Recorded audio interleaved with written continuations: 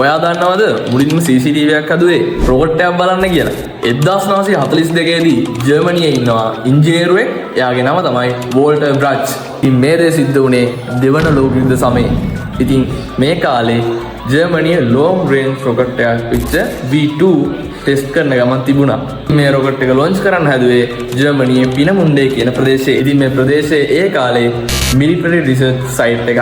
ඉතින් මේ රොකට් එක ටෙස්ට් කරන එක නිරීක්ෂණය කරන්න එතන හිටපු ඉංජිනේරුවන්ට ලොකු ප්‍රශ්නයක් වුණා. මොකද එතන ඉංජිනේරුවෝ ඒ ටෙස්ටිං එක ළඟට ගිහිල්ලා ඒක නිරීක්ෂණය කරන්න සිද්ධ වුණොත් හදිසි පිබිරීමක් හෝ සිදුවීමට ඉඩ තියෙනවා. ඉතින් ඒකෙන් එතන ඉන්න ඉංජිනේරුවන්ගේ ජීවිත හානි පවා සිද්ධ වෙන්න ඉඩ තිබ්බා. ඉතින් ඒ රොකට් එක දුර සිට නිරීක්ෂණය කරලා ටෙස්ට් කරන්න අවශ්‍ය වුණා. ඉතින් මේ වෙලාවේ තමයි වෝල්ටර් බ්‍රච්ගේ CCTV කැමරා එක ඕනේ වුණේ. ටෙලිවිෂන් කැමරාවක් ආධාරයෙන් කේබල් එකකට මොනිටර් එකක් සම්බන්ධ කිරීම මගින් මේ CCTV පද්ධතිය වෝල්ටර් බ්‍රච් සකසා තිබුණා. ඉතින් මේ කැමරා පද්ධතිය අද කාලේ තියෙන HD quality කැමරා පද්ධතියක් නෙවෙයි.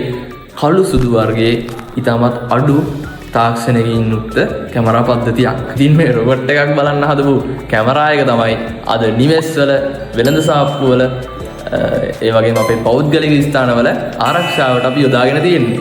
ඉතින් වීඩියෝ එක වටනවා කියලා දෙනවා නම් ලයික් කරන්න, කමෙන්ට් කරන්න, අනිත් අයට දැනගන්න ෂෙයා කරන්න, අපි ෆලෝ කරලා තියාගන්න. තවත් වීඩියෝ එකකින් හම්බෙමු.